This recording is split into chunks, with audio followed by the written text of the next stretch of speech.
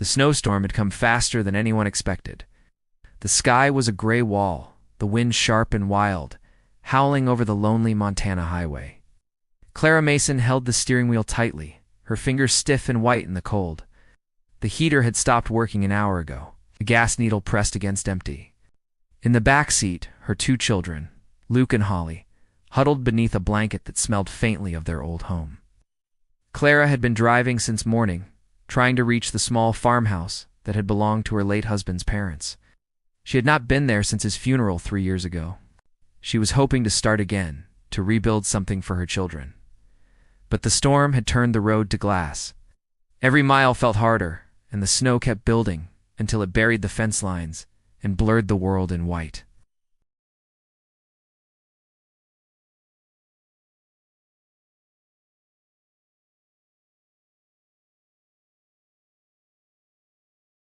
Panic crept into her chest, small at first, then tighter. She looked at her children. Luke was only 10, but trying to look brave. Holly was 7, and pressed close to her brother, her eyes wide and shiny in the dim light. "It's okay," Clara whispered. Her breath came out like smoke in the freezing air. "We'll be okay." But the snow was falling heavier now. The windows were turning white, the wind making the car shake. She tried to call for help on her phone, but there was no signal, only a small red X mocking her on the screen. She wrapped another sweater around her children and rubbed her hands over their faces, trying to share warmth. Minutes passed, then longer. The cold began to bite. Luke's lips were trembling. Clara's own teeth were chattering so hard she could feel them echo in her head. She whispered small stories to calm her children, stories about their father, about summers at the lake, about all the things they would do when spring came. But fear was sitting right beside her, heavy and quiet. Out in the distance, through swirling white, a faint light appeared. At first she thought her eyes were playing tricks on her. Then it grew brighter, cutting through the snow like a blade. Headlights, a truck. Clara's heart jumped. She blinked against the foggy glass, trying to see. The sound of an engine came closer. A dark pickup truck slowed and stopped.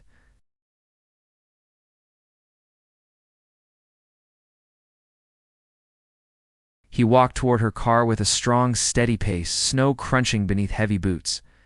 Clara hesitated. In another situation, she might have been afraid of a stranger stopping in the middle of nowhere. But the look in the man's eyes as he reached her window wasn't here cold or threatening.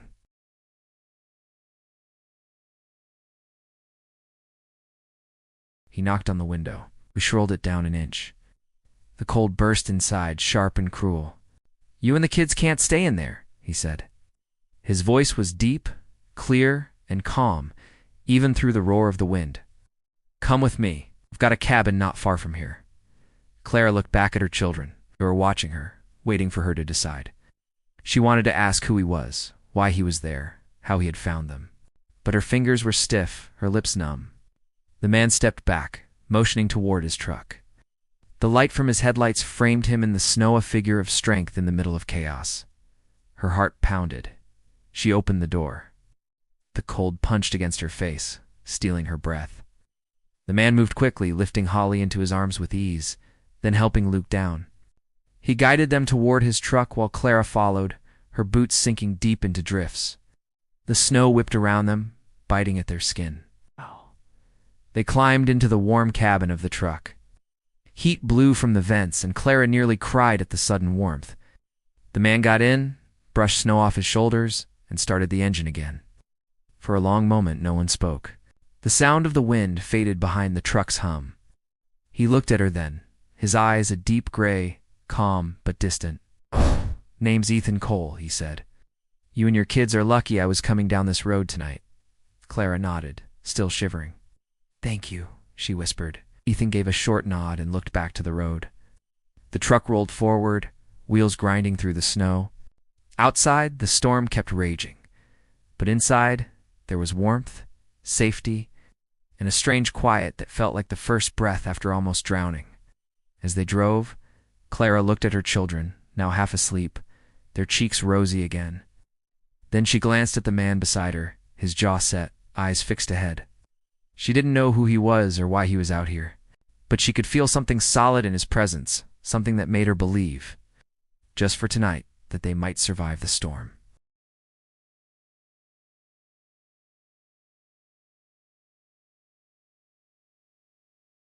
The storm still raged, but inside the truck the hum of the engine and the steady heat felt like a shield.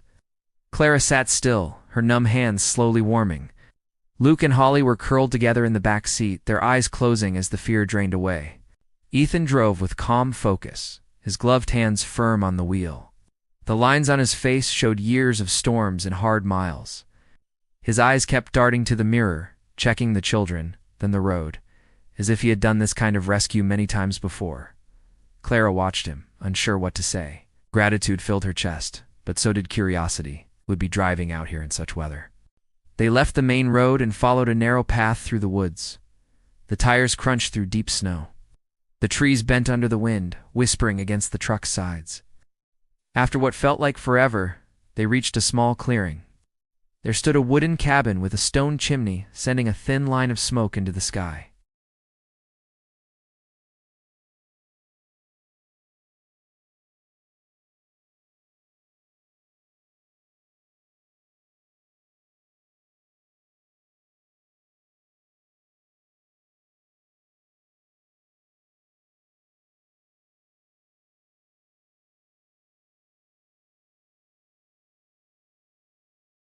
He moved as if he belonged in this frozen world, sure and calm.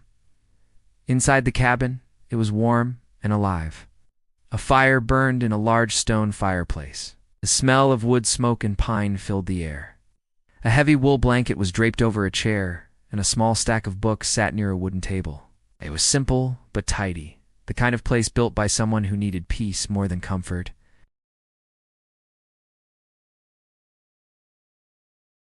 There's food in the kitchen and hot water for tea. His tone was steady, not friendly, but not cold either. Clara helped her children to a soft rug near the fire.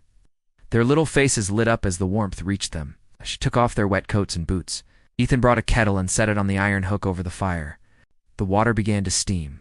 He pulled open a tin and poured cocoa powder into mugs, stirring with quiet care. Clara watched him in silence. He moved like a man trained for precision. No motion wasted, no word spoken unless it mattered. She could see the faint scar along his jaw, and another on his hand. It was tiredness in his shoulders, but also strength. When he handed her a mug, their fingers brushed. The heat of the cup and that brief touch both startled her. She whispered a small thank you, gave a short nod, and returned to tending the fire. The silence between them felt heavy, but not uncomfortable, only uncertain.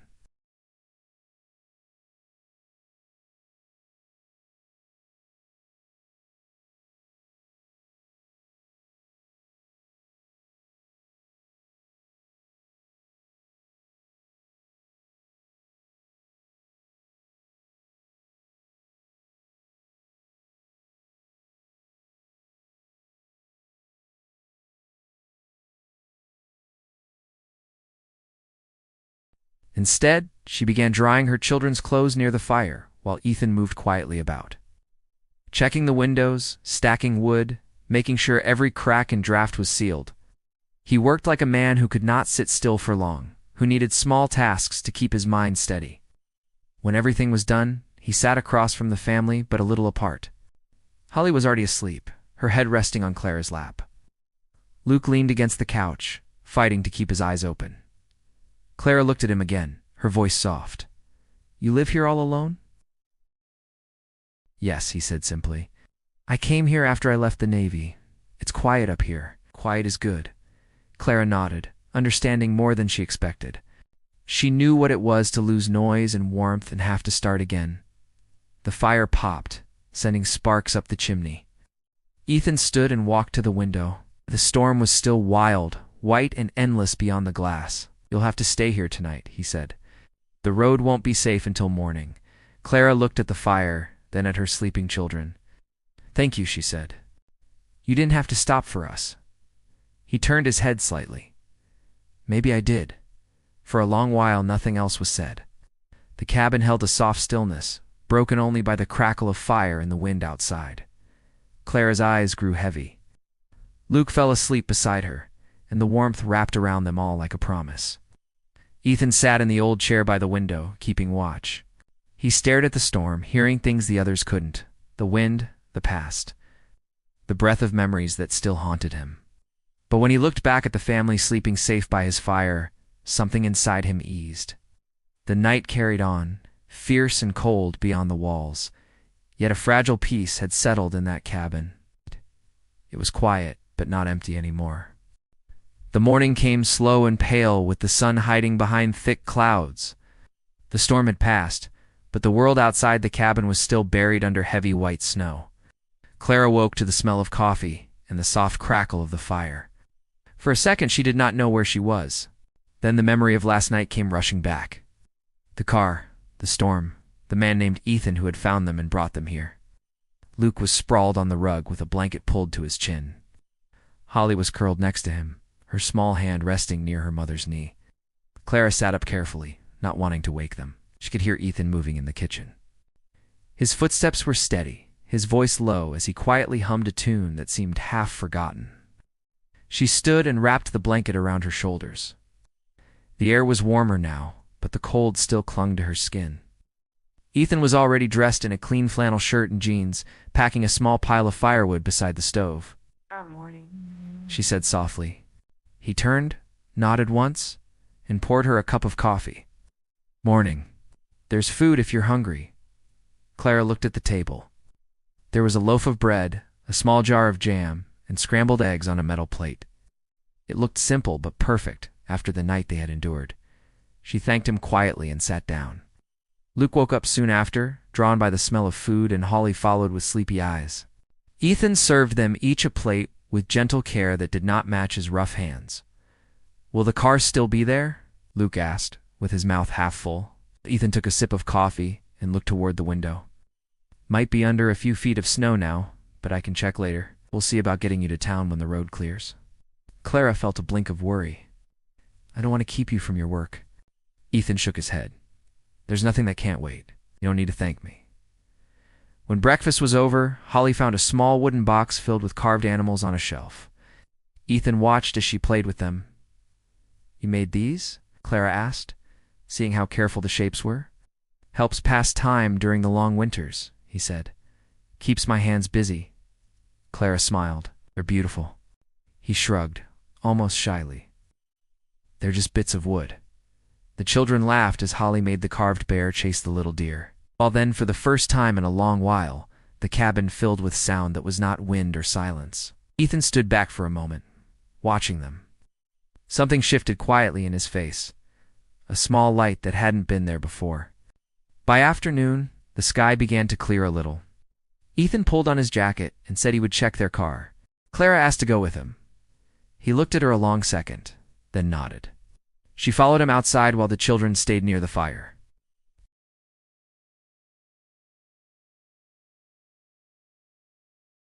They walked together, their boots sinking with each step.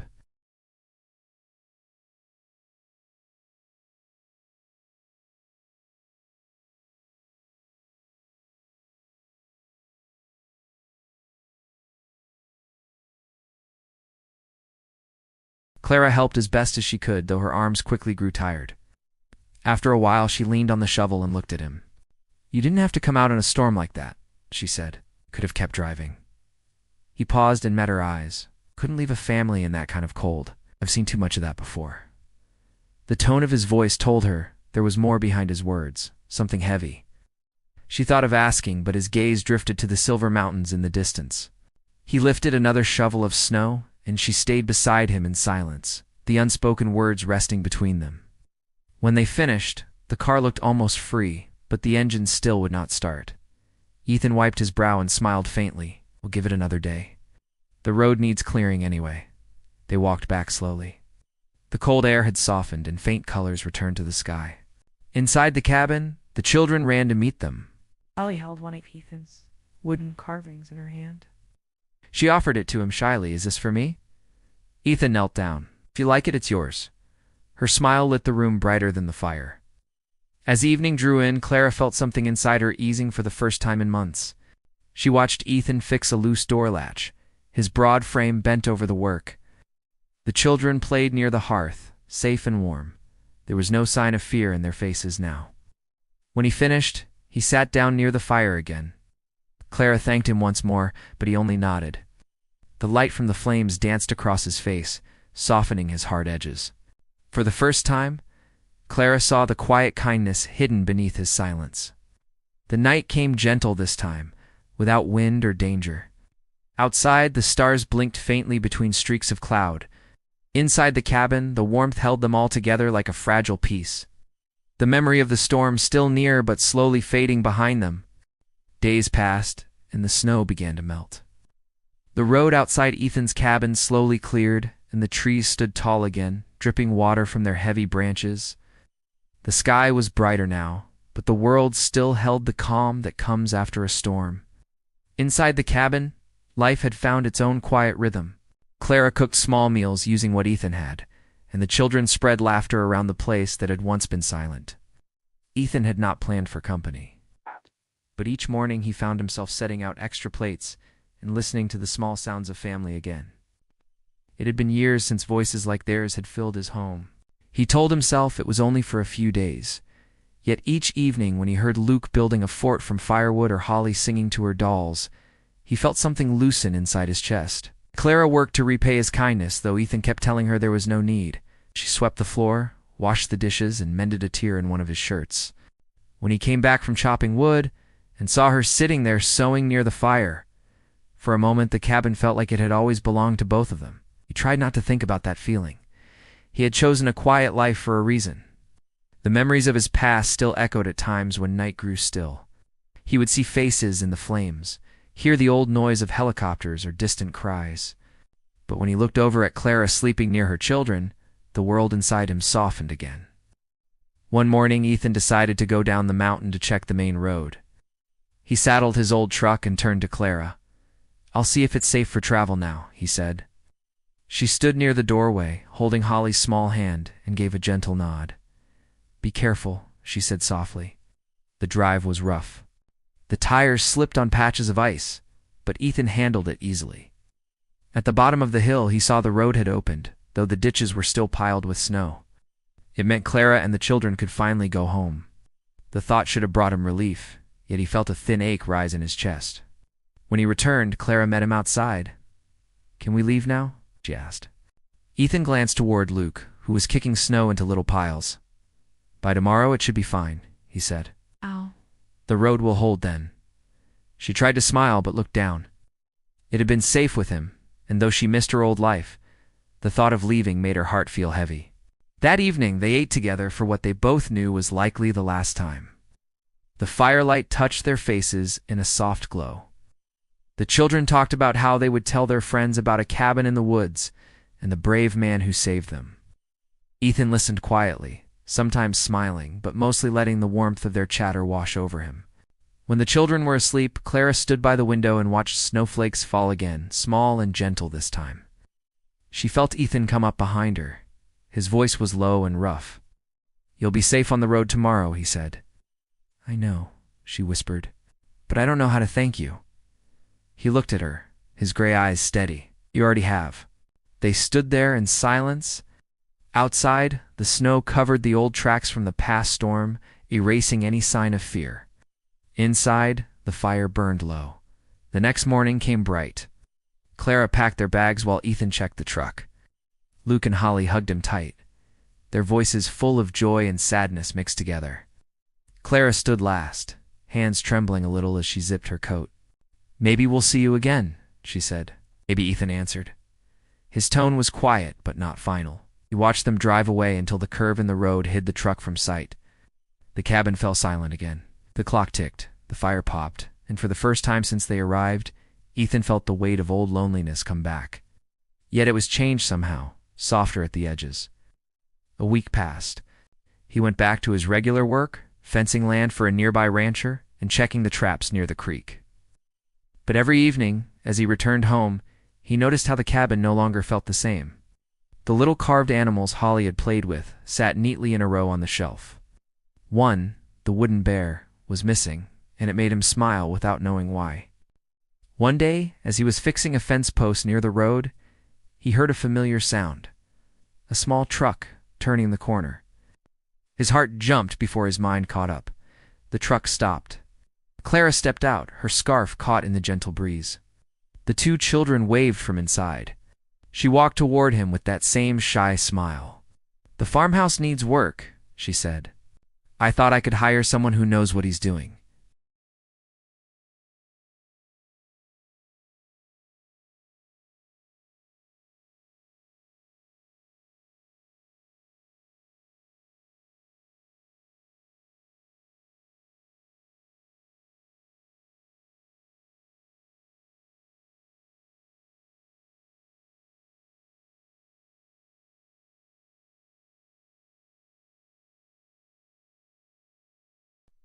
Ethan began spending more time near the old farmhouse, where Clara lived with Luke and Holly. The snow had melted into streams that ran down the hill, and the air carried the clean smell of pine and wet earth. The farm was in rough shape after years of neglect. Fences leaned, the barn roof sagged, and the porch steps were broken. Clara had started cleaning it by herself, but it was more work than one person could handle. When Ethan arrived one afternoon with his tool chest, she smiled with relief and something warmer than gratitude. He fixed the fences first, his movements steady and sure. Luke followed him around, asking questions about tools and nails. Holly carried small pieces of wood to him and laughed whenever he thanked her in his quiet voice. Clara worked near the garden, pulling weeds and humming under her breath. For the first time in years, there was life in the place again. Days turned into weeks. The broken porch was replaced, the barn roof repaired, and new paint began to brighten the old walls. Clara kept bringing Ethan coffee while he worked, and he began waiting for that small moment each morning. He did not say much, but his eyes softened every time he saw her walking toward him with that old mug in her hands. When the work was done each day, they sometimes sat together on the porch while the children played in the yard. The air would turn cool, the hills glowing with sunlight as evening came. Clara would talk about her husband, about how he had dreamed of keeping this farm alive. She spoke without tears now, but with gratitude. Ethan listened, not as a man who wanted to take the place of another, but as someone who understood loss deeply. One evening, the wind carried the smell of fresh rain.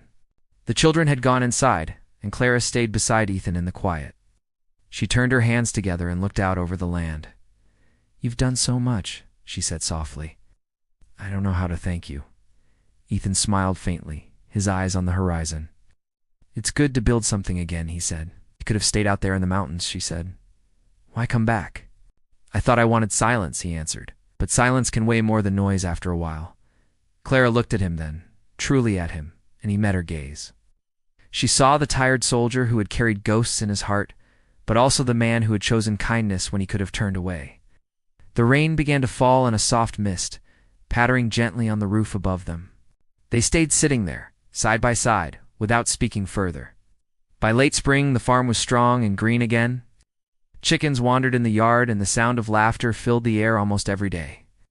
Ethan fixed the tractor, built shelves inside the barn, and made small wooden toys for Holly. Luke had begun calling him Sir, like a student to a teacher. But there was affection in his voice whenever he said it. Sometimes the townspeople came by to buy vegetables or eggs. They would see Ethan working with the children and Clara nearby, and would smile quietly to themselves. Some began to call them a family, though no one said it aloud in front of them yet. One afternoon, Clara baked a pie and brought it to Ethan's cabin. The air was warm and buzzing with insects. He looked surprised to see her standing there. "I thought you might not be eating proper meals again," she said, laughing a little. He chuckled. "Maybe you're right," they shared the pie at his small table. The fire was not lit this time, but the place felt bright regardless. Clara glanced at the wooden carvings lined up on the shelf and noticed a new one, a small wooden heart carefully shaped by steady hands.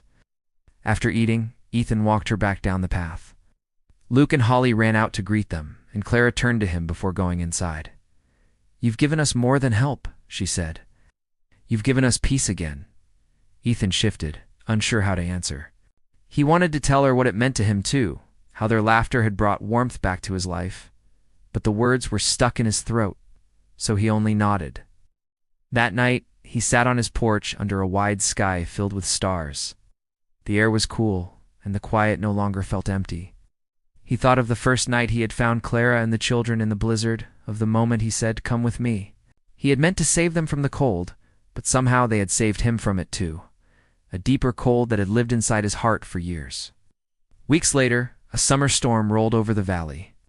The sky turned gray, and rain poured hard against the fields. Lightning flashed in the distance, and Clara's lights went out. She took her children by the hand and led them toward Ethan's cabin up the hill. When he opened the door, the word came back to his lips again, same as that first night, but with a new meaning. "Come with me," he said, smiling gently. This time there was no fear. The three of them stepped inside, bringing warmth, light, and laughter with them. Outside the storm raged, but inside the small cabin was home. Later, when the thunder moved away and the rain slowed to a calm rhythm, Ethan sat by the fire with Clara beside him and the children asleep nearby. The world outside was dark but peaceful. He felt a kind of stillness that was not heavy, not lonely, but full of life. The storm had brought them together once, and now another storm had reminded them how far they had come. Inside the old cabin, there were no ghosts anymore, only the sound of steady breathing, the warmth of shared hope, and the quiet promise of a new beginning that would last far beyond the melting snow.